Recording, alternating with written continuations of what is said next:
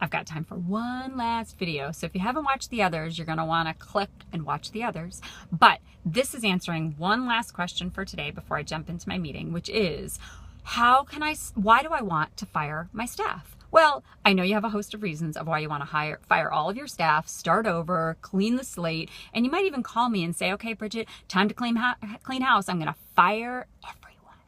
Well, before you do that, I want to teach you one technique which might stop you from wanting to fire your entire staff, which, other than potential legal fees and a whole lot of lost productivity and a whole lot of lost money on trying to recruit for all those positions that you now need to fill.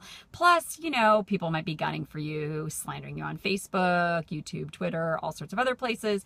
Maybe you start this first, which is focusing on you and what you can control, because guess what? You can't control them. They can't control you and you can't control them, but you can control you. So we're going to start with that, and I'm going to teach you one quick technique. I've only got a minute, and you've only got a minute, which is stop, center, move. It's kind of like stop, drop, and roll that you learned when you were a kid in elementary school, but it's going to save your life without the fire, just the perceived fire. Okay, stop, which means stop everything. Put down your phone, not right now, because you're watching me, but when you want to do this, you want to stop everything you're doing. You want to stop texting, emailing, looking at people, talking to people, walking, moving, whatever you're doing. Stop, because you need to get centered, which is the second step. Centered in you, because most of us are running from one thing to another. We don't even take the time to get centered and feel ourselves in our own bodies. Know what anything is happening. If we've got a heart racing, we've got our mind spinning, whatever, we are not even in our bodies. So if you want to get centered without getting into some meditative stance and being all freaky in your office, do one simple thing, which is wiggle your toes. Those things on the end of your feet that actually help you stand upright. Yeah.